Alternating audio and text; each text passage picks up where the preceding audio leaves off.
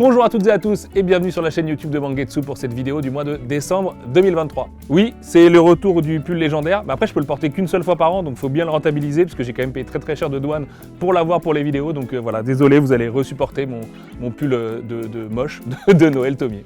Qui dit mois de décembre dit pas de lancement chez Mangetsu, en revanche qui dit mois de décembre dit quasiment l'année prochaine c'est 2024, vous le savez en 2024 on a beaucoup de très beaux titres à vous proposer chez Mangetsu, c'est pourquoi je voulais vous reparler aujourd'hui de Subutai de Kazuhiro Fujita et son épreuve non corrigée du coup, bon, elle a été corrigée en vérité mais ça s'appelle comme ça donc voilà on écrit non corrigé, avec enfin son vrai grand format comme promis du coup dans ces derniers mois dans Tsukimi et dans les vidéos juste ici. Très fier de ce titre qui démarre donc en mars 2024, début mars 2024. Si vous êtes libraire, il y a des chances que vous le receviez ou que vous puissiez le récupérer à la fameuse journée libraire du coup organisée par Hachette chaque année. Hyper fier de ce titre avec une traduction d'Arnaud Takahashi, un lettrage de Raphaël Marx. Bon, évidemment hyper fier pourquoi? Parce que Kazuhiro Fujita, le roi sans couronne suprême, perso, je trouve que c'est une de ses meilleures séries de toute sa bibliographie, c'est une des séries de lui que je préfère. Après j'aime tout chez Kazuhiro Fujita, donc que ce soit Ucho et Tora, Moonlight Act, évidemment Karakuri Circus, mais aussi le Black Museum. D'ailleurs vous avez chez Kiun au mois de janvier la nouvelle série, alors c'est pas Ghost and Lady, c'est l'autre qui arrive au sein du Black Museum, parce que vous savez Kiun publie aussi Kazuhiro Fujita, donc on espère vraiment que 2024 soit l'année Fujita en manga, puisque je crois savoir qu'il y a pas mal de titres à lui qui vont arriver. En l'occurrence, avec Subutai, on est vraiment dans ce mélange entre aventure et horreur cosmique, qui est évidemment un genre qui nous parle tout particulièrement chez Mangetsu. Et pourquoi une épreuve non corrigée? Parce que avec l'Inde, c'est évidemment une des priorités absolues pour nous cette année. On sait que les lancements, il n'y a rien de gagné aujourd'hui sur le marché. Voilà, c'est ce qui est logique, il y en a tellement que voilà, il y a beaucoup d'appelés, peu d'élus. Mais bon, en l'occurrence, voilà, on est au moins sûr que c'est un excellent manga sur lequel on travaille très dur avec les filles de l'édito, croyez-moi, avec Aikel aussi qui a fait une très jolie DA pour ce titre. Et ça n'a pas été simple, on a fait genre 70 essais avant d'arriver à... ou allez 60 peut-être, si j'exagère pas, mais on en a vraiment fait énormément. Donc d'ailleurs là sur l'épreuve non corrigée, elle va devenir collector parce que vous avez le titre qui est mat, contrairement à la version finale où le titre sera brillant et donc un peu plus flashy quoi, mais un peu plus comme le 1 en fait que vous voyez là au niveau de la tomaison. Et voilà, c'est un titre auquel je tiens personnellement beaucoup. C'est un doux rêve de commencer à publier Kazuhiro Fujita. Ça commence à devenir réel une fois que j'ai le NC dans les mains. Donc si votre libraire le reçoit, écoutez, n'hésitez pas à lui, comme d'hab, à lui soutirer, racheter, faites ce que vous voulez avec votre libraire après. Mais n'hésitez pas à aller le découvrir, c'est vraiment un titre qui en vaut la peine, croyez-moi. Et puis évidemment, l'année 2024 elle démarre en janvier comme toutes les autres années. Nous, notre année démarre le 10 janvier, elle démarre pas n'importe comment chez Mangetsu, puisque le 10 janvier sortira Land, tome 1 de Kazumi Yamashita. Il est là, c'est le vrai, hein. C'est ça que vous aurez du coup chez votre libraire dans 15 jours au moment de tourner la vidéo. Il est absolument sublime, il est épais comme c'est pas permis. Il est sublimissime à l'intérieur, encore une fois avec la traduction de Miyako Slocombe et le lettrage de Elsa Pecker qui est incroyable. Vous savez à quel point Land est un chef-d'œuvre, je pense que je vais me répéter là-dessus, mais aussi quand même, je vous le redis, c'est vraiment un chef-d'œuvre. C'est une série où là, c'est clairement pas gagné en termes de démarrage. S'il vous plaît, faites-nous confiance, achetez Land le 10 janvier, faites de ce titre un beau démarrage parce que je vous jure que les implications en fait, de l'acheter à son lancement seront énormes pour la suite de la série en France, mais aussi pour d'éventuels collectors par exemple et des choses qu'on a envie de faire et voilà, mais aussi pour la suite de la carrière de l'autrice en français, Kazumi Yamashita qui est une très grande dame et vous allez bientôt comprendre pourquoi je vous dis ça. C'est le titre le plus important à mes yeux avec Aohashi et Junji Ito dans l'histoire de Mangetsu.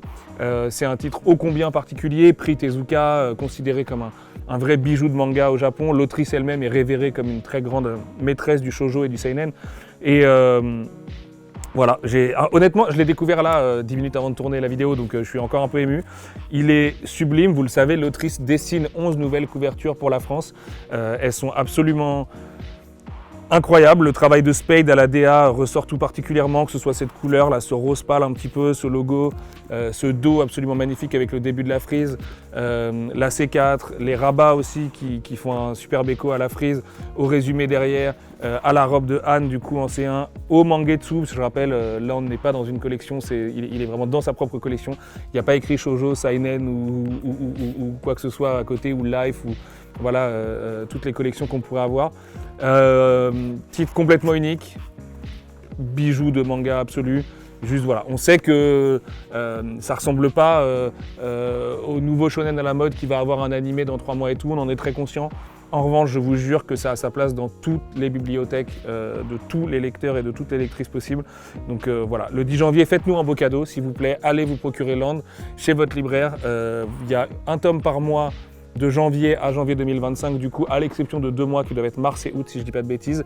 Mais l'histoire, on va aller vraiment tambour battant. Je vous jure que chaque tome, vous allez avoir envie d'avoir le tome suivant très très vite. Donc on va vous le livrer très très vite avec un tome par mois. Et tout le monde est vraiment, enfin je vous jure, la prod, elle est soutenue, elle est passionnée. Il y a énormément de débats entre nous, notamment sur l'orthographe des 2 sœurs. Vous verrez dans le tome 3, à un moment donné, il y a toute une scène qui rejoue aussi les décisions éditoriales que nous, on a eues. Et voilà, je suis très très ému d'enfin l'avoir. Il est encore plus beau que le NC, il est plus beau que dans mes rêves, hein, vraiment. Et un infini merci à Kazumi Yamashita et à Kodansha pour leur confiance. Je vous le disais, si vous voulez nous faire un beau cadeau, le 10 janvier, vous allez en librairie. Et moi, vu que c'est Noël, j'ai un beau cadeau pour vous, puisque sur la chaîne YouTube, là, au moment où cette vidéo est postée, vous devriez avoir une autre vidéo qui est apparue, qui s'appelle Creating Land, dans l'intimité de Kazumi Yamashita. C'est ce qu'on disait un peu depuis quelques temps, avec le projet de couverture qu'on a fait avec l'autrice, puisque Nos Amis d'Archipel, qui est une des meilleures chaînes YouTube de tout YouTube en fait, je vous conseille vraiment d'aller découvrir leur travail parce que c'est incroyable ce qu'ils font vraiment, se sont rendus chez Kazumi Yamashita sur notre invitation pour aller filmer l'autrice pendant qu'elle dessinait et qu'elle peignait l'original de la couverture du tome 1, lui faire parler un petit peu de Len, lui faire revenir aussi sur Len puisque l'autrice a terminé la série il y a 2 ans maintenant au Japon. C'était un grand moment, l'autrice soutient énormément aussi, vous l'avez peut-être vu si vous êtes sur Twitter, mais elle est très très heureuse de voir la communauté française du coup se bouger autour de son titre, elle qui est publiée pour la première fois en français, donc c'est une double émotion, elle rêve de venir en France, clin d'œil. Voilà, il y a vraiment des choses à faire et ce documentaire, c'est pas quelque chose qu'on peut faire souvent, donc un infini merci encore une fois à l'autrice et à Kodansha, là aussi pour leur confiance. Et vous verrez, il est absolument sublime, c'est 8 minutes de rêve éveillé chez l'autrice elle-même, du coup dans son atelier. Elle nous parle aussi de son projet de rachat d'un manoir à Setagaya avec d'autres auteurs et d'autres autrices qui devient une sorte de musée du shoujo et de musée du manga en règle générale. Setagaya, vous le savez, c'est un quartier absolument magnifique à Tokyo et donc ils se sont cotisés pour racheter un manoir en ruine et tout. Enfin, l'histoire est absolument sublime, hein, vraiment. Et voilà, ce docu, c'est une de nos plus belles fiertés. Moi, personnellement, c'est une de mes plus belles fiertés chez Mangetsu parce que ça a été un travail de longue haleine aussi d'organiser un petit peu tout ça. Et de voir l'autrice qui dessine cette couverture pour toujours, du coup, parce qu'évidemment j'ai téléchargé le fichier et je le garderai très très précieusement avec moi pendant de longues années. C'est une émotion toute particulière et j'espère vraiment que l'histoire de Len sera belle pour que l'autrice puisse venir nous rendre visite, pourquoi pas début 2025. Et voilà, mais tout ça va dépendre de l'accueil que vous faites à la série le 10 janvier, l'année démarre fort, vraiment. Et surtout, si vous le lisez, si vous soutenez cette série, dites-nous ce que vous en avez pensé. Venez, on parle des mangas qu'on lit un petit peu. On débat, c'est tellement riche, ça parle tellement d'humanité et tout que j'ai vraiment envie que ce soit un manga qui suscite un petit peu les discussions, quoi. Donc c'est aussi pour ça qu'on le publie et qu'on a mis vraiment les petits plats dans les grands là-dessus. Donc voilà, on est à l'aube, j'espère, un très grand moment pour nous. De toute façon, ce sera un très grand moment de démarrer sa publication. Mais s'il vous plaît, faites-lui un peu de place chez vous, je vous jure, ça le mérite. J'ai envie de dire satisfait ou remboursé, mais mon patron va me taper sur les doigts si je dis ça. Mais en vrai, de toute façon, je suis tellement confiant sur la satisfaction que vous aurez à la lecture de ce bouquin que voilà, je prends pas tellement de risques. Désolé, patron.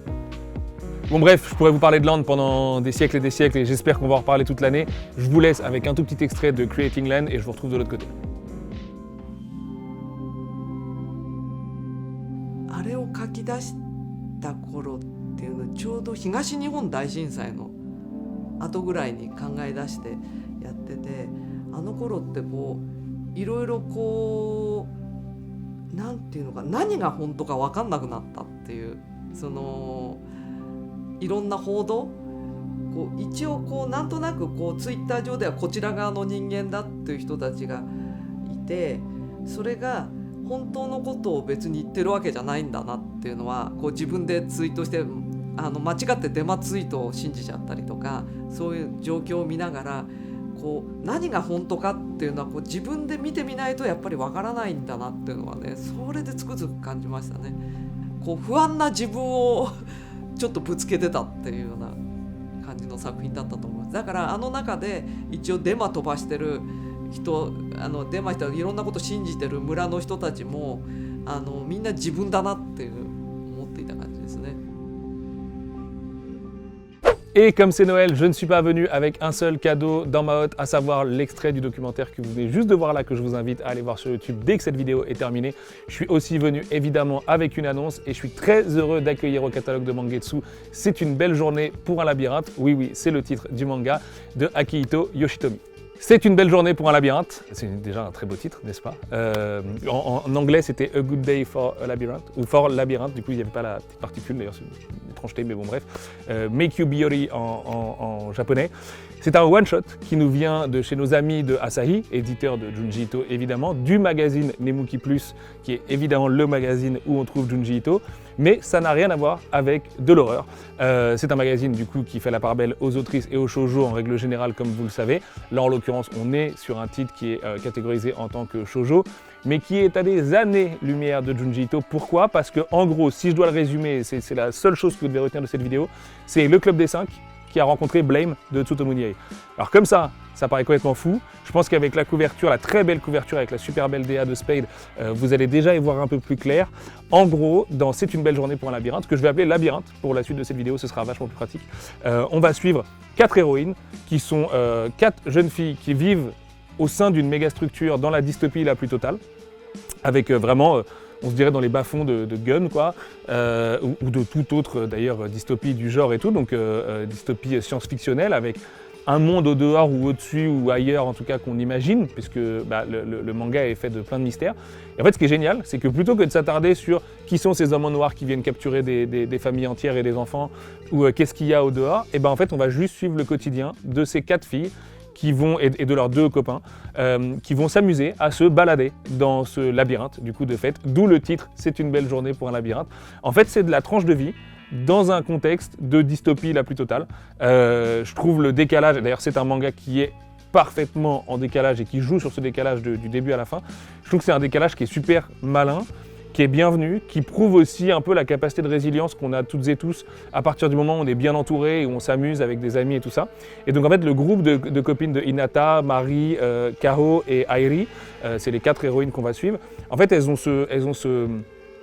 cette innocence puisqu'elles n'ont connu que ce cadre-là dans leur vie en fait. Donc elles, le décorum, et ça les choque pas particulièrement. Tout au mieux, elles vont juste avoir envie d'aller voir ce qu'il y a un peu plus bas. Pourquoi est-ce que l'eau a monté ici? Qui sont ces robots qui ont l'air un petit peu de reconstruire ou en tout cas d'étendre cette espèce de cité dystopique autour d'elles, quoi. Et en fait, ce qui est génial, c'est que la structure de one-shot du récit nous emmène vraiment dans une sorte de balade où on est comme ça, on est content, on se balade avec elles et tout, c'est cool, enfin, tout est assez chouette. Et évidemment, il y a du mystère et une certaine gravité à la situation, mais ça qui est inhérente au cadre en fait dystopique de la chose, quoi. Et comme c'est un one shot, forcément il y a une conclusion, c'est autoconclusif, et cette conclusion est super belle, très poétique. C'est un peu comme un rêve fiévreux, en fait, c'est une belle journée pour un labyrinthe, mais un rêve fiévreux où on est content. Voilà, c'est rose, c'est mignon, c'est assez génial, on se marre bien et tout. Et puis ce qui est drôle, c'est que du coup, cette figure des hommes en noir super étrange et tout ça, avec des fois des pieds qui dépassent dans une porte, on se dit mais ils vont arriver à un moment donné, le truc va forcément partir, voilà. Mais en fait, on arrive à les oublier en se disant mais finalement, est-ce que l'essentiel, c'est pas juste de s'amuser là, de bien remplir ses journées, d'avoir ce sentiment d'aventure et d'allant et tout. Et vraiment, c'est un titre, c'est un ovni, hein, j'en ai bien conscience, vraiment. Mais je trouve que c'est un ovni qui nous correspond bien, qui sera donc publié dans la collection Mangetsu Life en grand format, dès le mois d'avril 2024. Pour une fois, je vous annonce un titre qui sort là tout bientôt. Et vraiment, on est super content parce que c'est un auteur qu'on aime beaucoup en plus, qu'on a envie de développer et qu'on va développer davantage dans le futur.